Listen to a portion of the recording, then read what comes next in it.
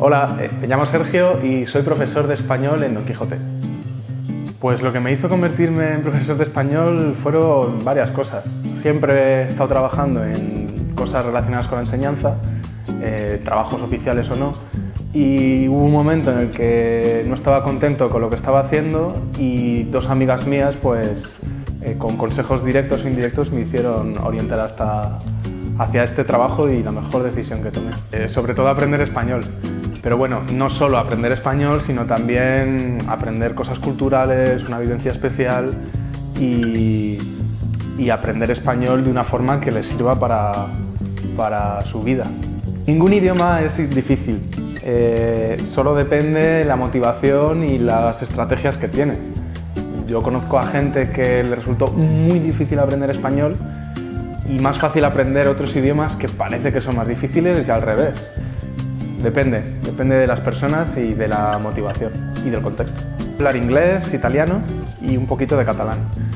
¿Cómo los aprendí? Bueno, el inglés en el colegio, pero la verdad es que la forma de enseñar inglés en España no es la correcta y verdaderamente aprendí inglés cuando viví fuera de España y necesitaba el inglés para vivir y luego pues yo estudiando por mi cuenta, en academias, etc. Italiano, pues en el Erasmus aprendí mucho, hice un curso antes de ir en mi ciudad y allí, pues con el contexto, aprendí mucho italiano y en la universidad también.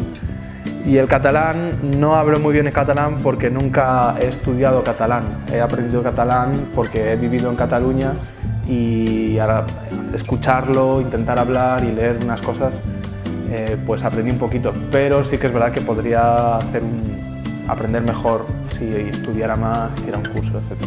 Pues que no solo aprendiera español en las clases, que intentara siempre buscar la forma de aprender por cualquier forma, leer, ver películas, series, escuchar en la calle, intentar hablar, que no solo sea lo que doy en clase y ya está, porque entonces si haces esas cosas aprenderás mejor y más rápido. Bueno, las clases en Don Quijote son muy comunicativas, pero sin dejar de lado todo el aspecto gramatical. Lo que pasa es que la gramática muchas veces se aprende de una forma en la que no te das cuenta y solo al final de la clase, cuando el profesor te presenta todos los recursos que has estado utilizando, te das cuenta que has estado utilizando recursos gramaticales, pero los recursos gramaticales no son el fin de aprender español.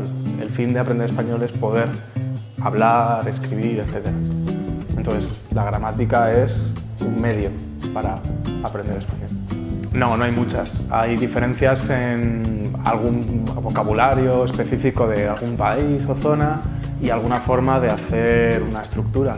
Pero no, cualquier hablante de español entiende a cualquier hablante de español.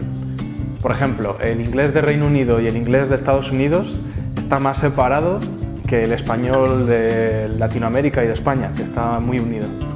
Un libro para principiantes, El Principito, aunque está escrito por un francés, Saint-Exupéry, pero es un libro muy bueno para iniciar la lectura en español.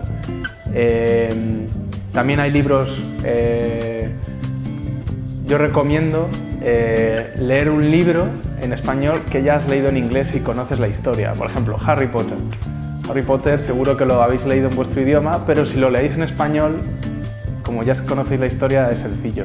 Y ya para niveles altos, pues Manolito Gafotas, la historia de un niño en un barrio de Madrid, o ya, bueno, si ya os gusta mucho la literatura, cualquier libro de cualquier gran escritor en español, pues valdrá, Cien años de soledad, etc.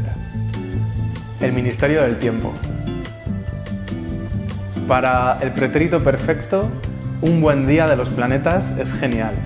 Y para vocabulario, Muerte en Hawái de Calle 13.